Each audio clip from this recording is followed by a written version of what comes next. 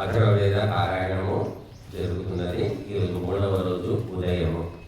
మరి ఇప్పటిదాకా 501 మంత్రం చదివాము. ఇప్పుడు 502వ మంత్రం నుండి మనము పారాయణం చేస్తూ ఆహుతులు సమర్పిస్తాము. మీరందరూ కూడా స్వాహాకారం చెప్పండి. రవి, మీరు ఏమైనా ఉంటే ఇస్తూ ఉండండి. అందిస్తూ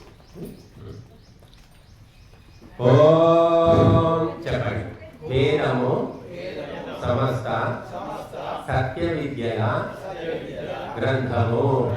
వేదమును చదువుట, చదివించుట, వినుట, వినిపించుట మానవులందరికీ పరమధర్మము. వేదం అంటే ఇక్కడ ఉంది చూడండి, వేద సంహిత, 4 వేదాల యొక్క మూల మంత్రాల పుస్తకం వేద సంహిత అంటారు. మనకు ఈ పారాయణానికి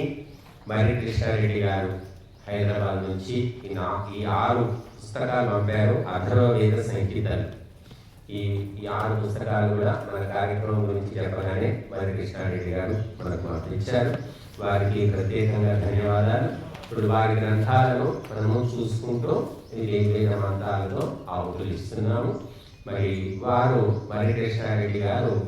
ఎన్నో రకాలుగా మరి వైదిక గ్రంథాలు ముద్రించి ప్రచారం చేస్తున్నారు. మొత్తం వైదిక సాహిత్యం అంతా వారు ముద్రించారు తెలుగులో కదా.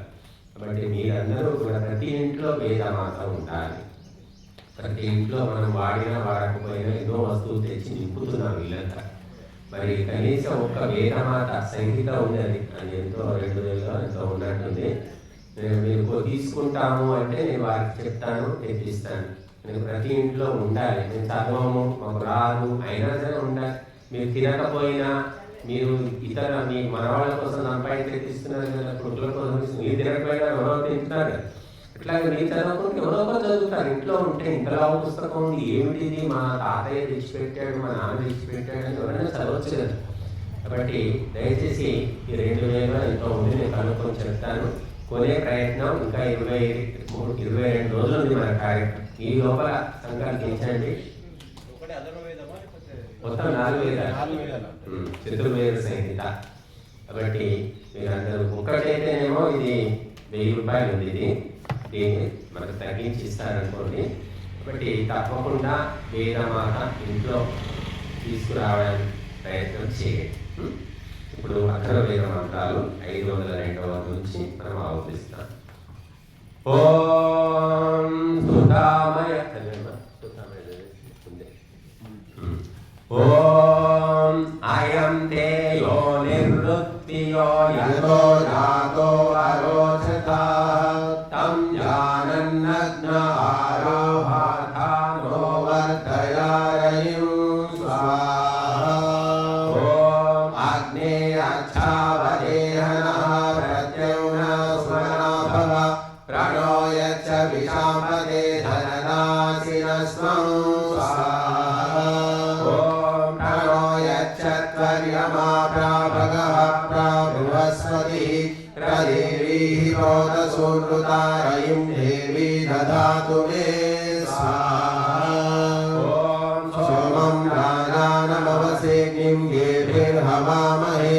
ఆదిత్యం విష్ణుం సూర్యం బ్రహ్మాణం చ బృహస్పతిం స్వాహా. ఓం తన్నో అగ్నే అగ్నిభిర్బ్రహ్మయజ్ఞం చ వర్ధయ తన్నో దేవదాతవేరయం దానాయ చోదయ స్వాహా. ఓం ఇంద్రవాయో ఉభావిహాసు అవేహామహే యథా న సర్వైర్జన సంగత్యాం సుమనా సద్దాన కామశ్చనో భువత్ స్వాహా.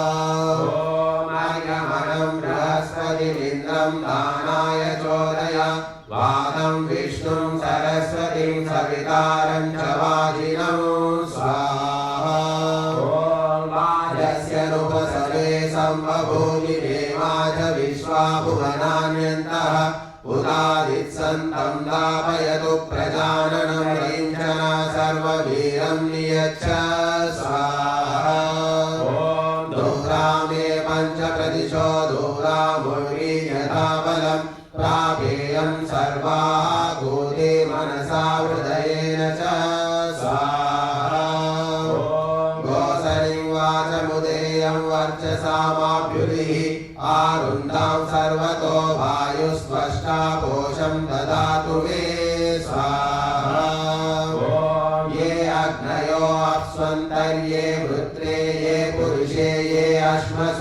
य आविवेशोषधीयो वनस्पतिसेभ्यो अग्निभ्यो हुतमस्त्वेत स्वाहा यः सोमो अन्तर्यो भोष्मन्तर्य आविष्टो मयसु यो मृगेषु य आविवेशधिपदो यश्चतुष्पदस्तेभ्यो अग्निभ्यो हुतमस्त्वेत स्वाहा याति देवो वैश्वानरवुत विश्वदाव्यः यं यो हवीमिहृतनासु सासरिं तेभ्यो अग्निभ्यो हुतमस्त्वेत स्वाहा यो देवो विश्वायमुकाममाहुर्यं दातारं प्रतिगृह्णन्तमाहुः यो धीराशक्रा परिभूरदाभ्यस्तेभ्यो अग्निभ्यो हुतमस्त्वेत होतारं मनसाभिसंविदुस्त्रयोदश भौवनाः पञ्च मानवाः वर्चोदशे यशसे सोऽमृतावते तेभ्यो अग्निभ्यो हुतमस्त्वेत स्वाहा मोक्षान्नाय वशान्नाय सोमपृष्ठाय वेदसे वैश्वानरज्येष्ठेभ्यस्तेभ्यो अग्निभ्यो हुतमस्त्वेत स्वाहा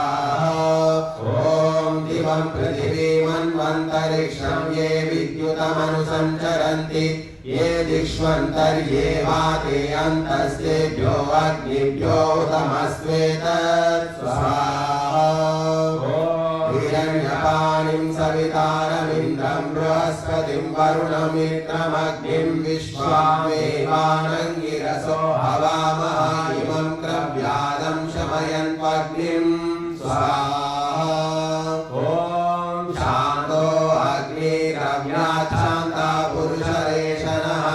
अतो यो विश्वदाव्यस्तं क्रव्यादवशीषमं स्वाहा ये पर्वताः सोमपृष्ठा आपवुत्तानशीवरीः वातापर्जन्य आदग्निस्ते क्रव्यादवशीषमं स्वाहा वर्चसं प्रदतां बृहद्यशो आदित्याय तन्वत्सं बभूव तत्सर्वे समदुर्मह्यमेतद्विश्वे देवा अदितिसजोषाः स्वाहा ॐ मित्रश्च वरुणश्चेन्द्रो रुद्रश्च चेततो देवासो विश्वदायसस्ते माञ्जन्तु वर्चसा स्वाहा येन हस्ते वर्चसा सम्बभूव येन राजा मनुष्येष्वस्वन्तः येन देवा देवतामग्रायन्ते नमामद्यवर्चसाग्ने वर्चस्विनं कृणो स्वाहा यत्ते वर्चो जातभेदो बृहद्भवत्याहुतेः यावत् सूर्यस्य वर्चासुरस्य च हस्तिनः तावन्मे अश्विना वर्चा दत्तां पुष्करस्रज स्वाहा प्रतिशश्चक्षुर्यावत् समश्नुते तावत् समैत्विन्द्रियं मयि तदस्ति वर्चसं स्वाहा ओमस्ति मृगाणां सुषदामतिष्ठावान् बभूव हि तस्य भगेन वर्चसा विषिञ्चामि मामहं स्वाहा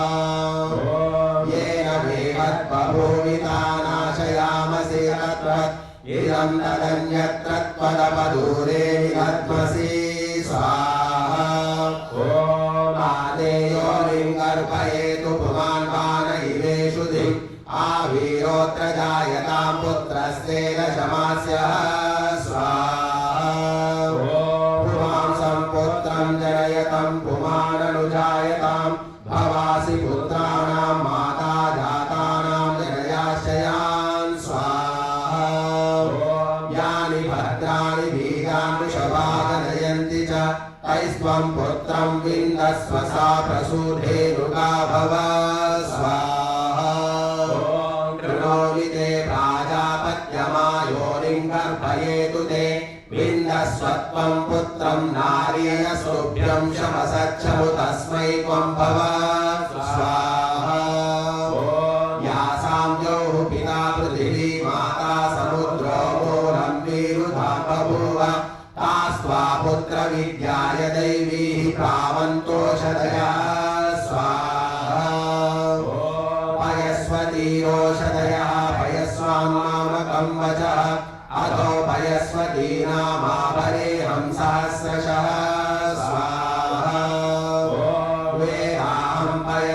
तं चकार धान्यं बहु संभृत्वा नामयो देवस्त्वं वयं हवामहे यो यो अयज्वनो गृहे स्वाहा इमायाः पञ्चप्रदिशो मानवीः पञ्चकृष्टयः वृष्टे शापं नदीरिवेह स्वादिं समावहान् स्वाहा शतधारं सहस्रधारमक्षितं ये वास्माकेदं धान्यं सहस्रधारमक्षितं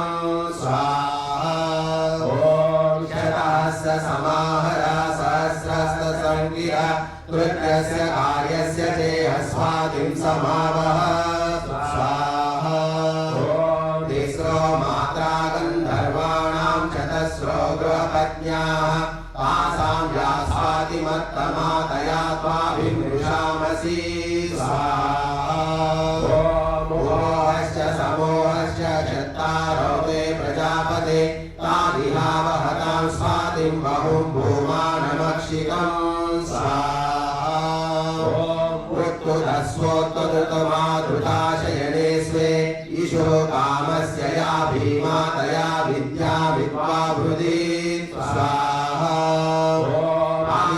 कर्णां कामशल्यामिषुं सङ्कल्पकुल्मनां तां सुनन्दनां दुर्वा कामो विद्यतुद्वावृधि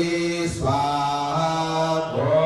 या प्लीहानं शोषयति कामस्येषो सुसन्नता प्राचीनपक्षो योषा तया विद्या विद्वावृधि स्वाहा ॐ शुचा विद्यावोषया शुष्कास्याभिसर्पमा मृदुर्निमन्यो केवली प्रियवादिन्यनुव्रता स्वाहा वाजामित्वा जन्या परिमातुरधोपितुः यथा ममाग्रता वसो मम चित्तमुपायसि स्वाहा ॐ यस्यै मित्रा वरुणो हृदश्चित्तान्यस्य तम् अधैनामक्रतुं कृत्वा ममैव कृणुतं वशे स्वाहा ॐ ये स्यास्था प्राच्यां दिशेतयो नाम देवास्तेषां वो अग्निर्षवः तेनो व्रतत तेनोऽधिभूत तेभ्यो वो नमस्तेभ्यो वा स्वाहा ॐ ये स्यास्था दक्षिणायां दिश्य विश्ववो नाम देवास्तेषां वः कामैषवः तेनो व्रतत तेनोऽधिभूत तेभ्यो वो नमस्तेभ्यो वः स्वाहा ॐ ये स्यास्था प्रतीचां विश्वैराजा नाम देवास्तेषां वः आपैषवः तेनो व्रतत तेनोऽधिभूत तेभ्यो वो नमस्तेभ्यो वः स्वाहा ॐ ये स्यां स्तोरीजां विश्वप्रविद्यन्तो नाम देवास्तेषां वो वातैषवः तेनो व्रतत तेनोऽधिभूत तेभ्यो वो नमस्तेभ्यो वः स्वाहा ॐ ये स्यास्था ध्रुवायां दिशि विलिम्पा नाम देवास्तेषां वोषधीरिषवः तेनो व्रतत तेनोऽधिभूत तेभ्यो वो नमस्तेभ्यो वः स्वाहा ॐ ये स्यां स्तोत्रायां दिशवस्वन्तो नाम देवास्तेषां वो बृहस्पतिरिषवः तेनो व्रतत तेनोऽधिभूत तेभ्यो वो नमस्तेभ्यो वः स्वाहा ॐ राजेधिगग्निरधिपतिरसितो रक्षितादित्यायिषवः तेभ्यो नमोऽधिपतिभ्यो नमो रक्षतृभ्यो नमैषुभ्यो नमयेभ्यो अस्तु योऽस्मान् द्वेष्टियं वयं द्विष्मस्तं जम्भे दद्मः स्वाहा ॐ दक्षिणादि इन्द्रोऽधिपति चिरश्चिरादिरक्षिता पितरैषवः तेभ्यो नमोऽधिपतिभ्यो नमो रक्षतृभ्यो नमैषुभ्यो नमयेभ्यो अस्तु योऽस्मान् द्वेष्टियं वयं द्विष्मस्तं जम्भे दद्मः स्वाहा ॐ रतिश्रीदिग्वरुणोऽधिपति प्रदाको रक्षितान्नमिषवः तेभ्यो नमोऽधिपतिभ्यो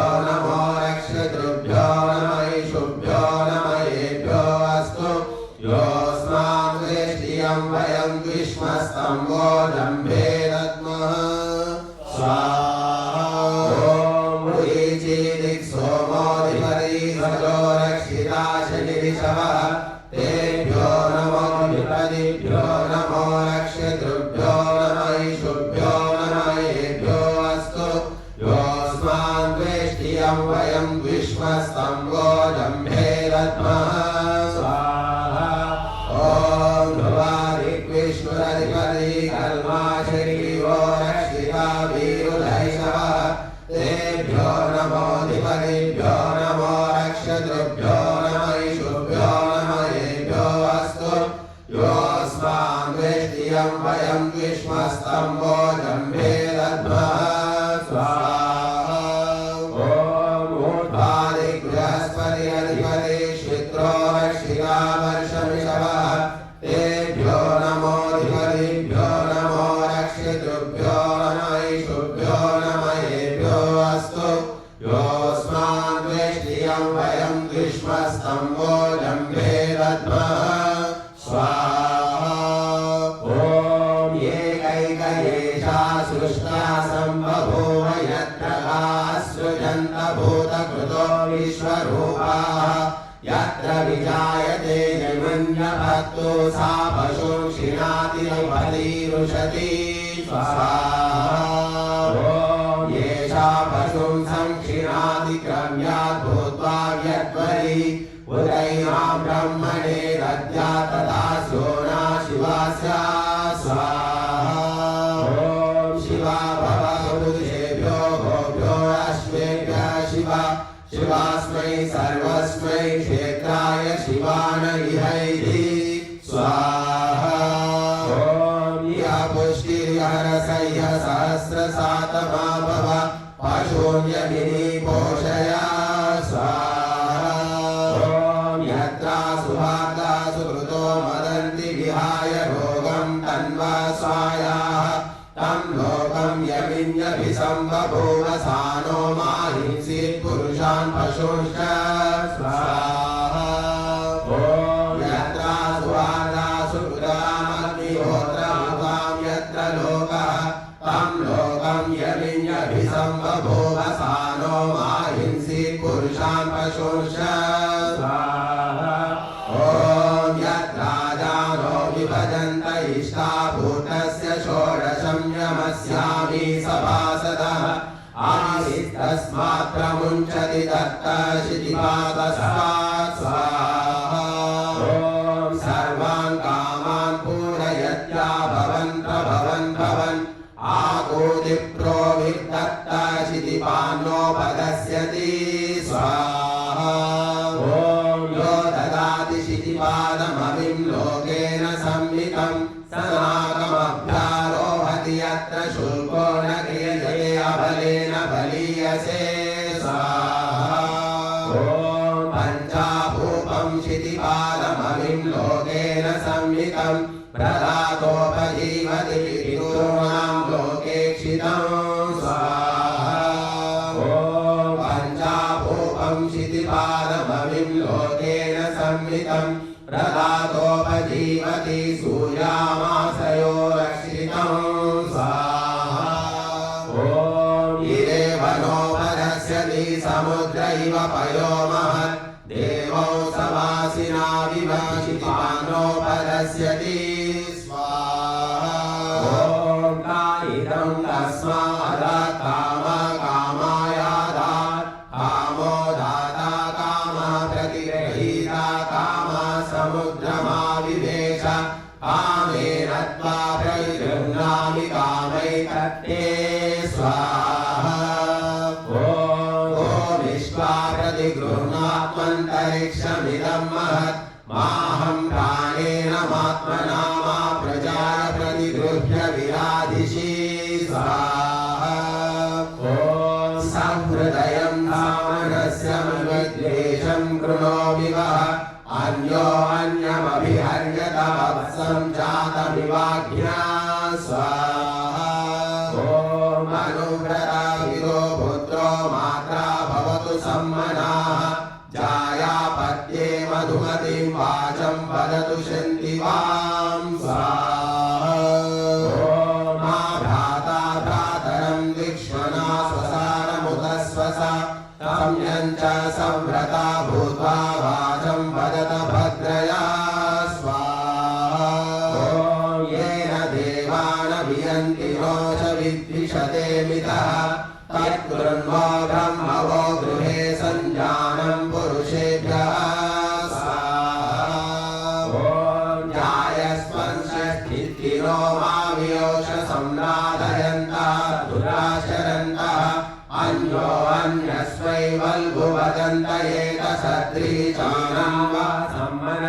शृणोमि स्वाहा ॐ समानि प्रभास अवो न भागः समाने योक्त्रे सवो युनक्ति संयञ्चोऽग्निं सपर्यतारानाभिवाभितः स्वाहा ॐ सत्रीचीनान्वः सम्मनसस्रोऽयेकसृष्टिं सम्मननेन सर्वान् देवा इवामृतं रक्षमाणाः सायं प्रातः सौमनसो वस्तु स्वाहा ॐ विदेवाः जरसावृतं विद्वमग्ने अरात्या यहं सर्वेण पाप्मना वियक्ष्मेण समायुषा स्वाहा ॐ यात्या पवमानो विशक्रा पापकृत्याय यहं सर्वेण पाप्मना वियक्ष्मेण समायुषा स्वाहा ॐ विग्राम्याः पशव आरण्येर्यापस्तुष्णयासरन् यहं सर्वेण पाप्मना वियक्ष्मेण समायुषा स्वाहा ॐ विवेद्यावा पृथिवीतो विपन्थानो दिशं दिशं यहं सर्वेण पाप्मना वियक्ष्मेण समायुषा स्वाहा ॐ पश्चादुरिद्रे वहतुं युनक्तीरं विश्वं भुवनं वियाति यहं सर्वेण पाप्मना वियक्ष्मेण समायुषा स्वाहा ॐ अग्निं प्राणान् संदधाति चन्द्र प्राणेन संहितः यहं सर्वेण पाप्मना वियक्ष्मेण समायुषा स्वाहा ॐ प्राणेन विश्वतो वीर्यं देवाः सूर्यं समैरयन् यहं सर्वेण पाप्मना वियक्ष्मेण समायुषा स्वाहा ॐ आयुष्मतां प्राणेन जीवमामृताः यहं सर्वेण पाप्मना वियक्ष्मेण समायुषा स्वाहा ॐ प्राणेन प्राणतां प्राणेहैव भवमामृताः यहं सर्वेण पाप्मना वियक्ष्मेण समायुषा स्वाहा ॐ बुधायुषा समायुषो दोषधीनां रसेन यहं सर्वेण पाप्मना वियक्ष्मेण समायुषा स्वाहा ॐ आपर्जन्यस्य पृष्ट्योदस्तामामृतामयं यहं सर्वेण पाप्मना वियक्ष्मेण समायुषा स्वाहा ॐ ब्रह्मजज्ञानं प्रथमं पुरस्ताद्विसीमतः सुरुचो वेनावः सबुद्ध्या उपमास्य विष्टाः सतश्च योनिमसतश्च विवः स्वाहा ॐ इयं विद्या राष्ट्रोत्वग्रे प्रथमाय जनुषे भुवनेष्ठाः तस्मायेतं सुरुचं पारमह्यं धर्मं श्रीरस्तु प्रथमाय धास्यवे स्वाहा ॐ प्रयोजज्ये विद्वानस्य बन्धुर्विश्वा देवानां जनिमा विभक्ति ब्रह्म ब्रह्मण उच्चैरुच्चैः स्वरा अभिप्रदस्तो स्वाहा ॐ सहि दिवः सर्धिव्याहृतस्तामहि क्षेमं रोदसी अस्सभाय महान्महीयस्सभाय द्विजातो यां सत्पपार्थिवं चरजः ॐ सबुद्ध्यादाष्टजनुषोऽभ्यग्रं बृहस्पतिर्देवता तस्य सम्राट् आर्यक्षुक्रं ज्योतिषो जनिष्ठादद्युमन्तो विवसन्तु विप्राः स्वाहा ॐ नो नन्दरस्य काव्यो हिनोति महो देवस्य पूर्वस्य धाम ये च जज्जे बहुभिः साकमित्था पूर्वे अर्थे विशिते ससन्नो स्वाहा ॐ यो धर्वाणं पितरं देवबन्धुं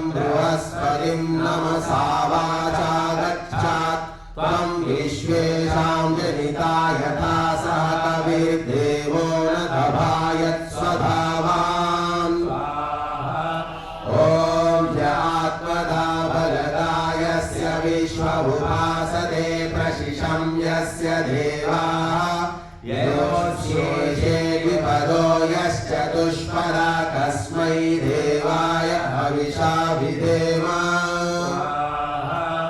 ॐ यः प्राणो निषतो महित्वैवो राजा जगतो बभूव यस्य छायामृतं यस्य मृत्युः कस्मै देवाय हविषा विधेम स्वाहा ॐ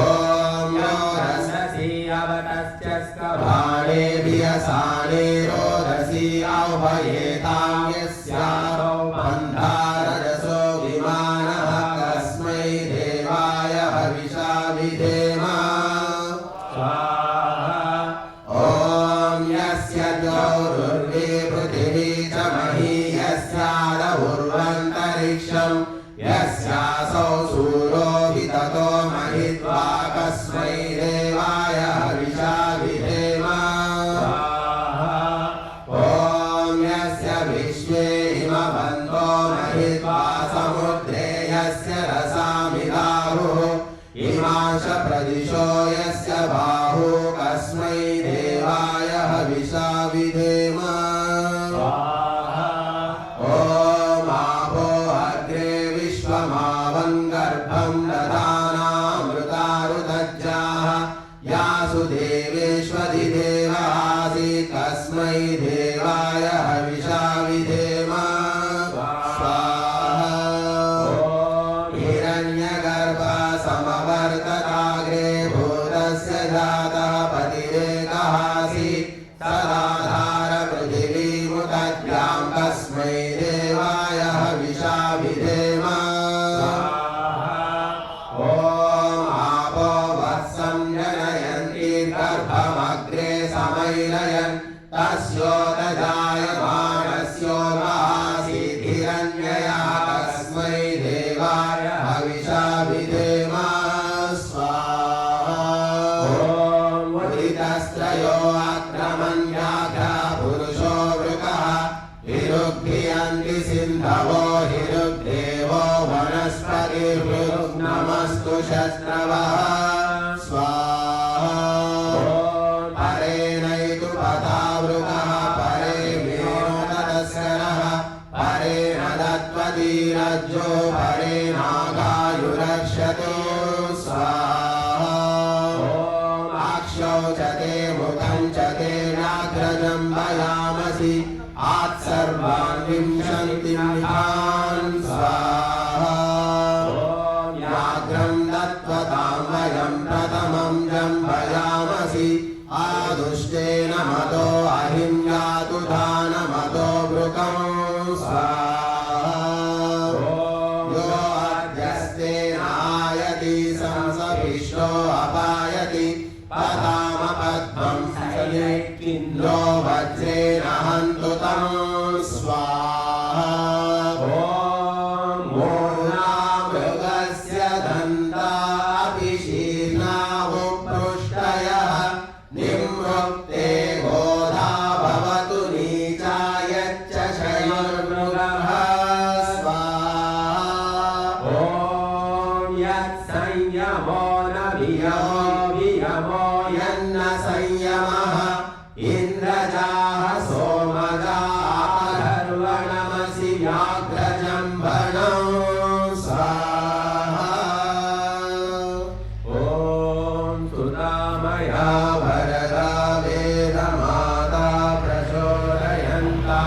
पावमानी विजाना आयुर्प्राणं मृजामशृङ्गे तिम्रगिणं ब्रह्मवक्षसं मह्यं दत्त्वा व्रजत ब्रह्मलोकं स्वाहा इदं गायत्र्यै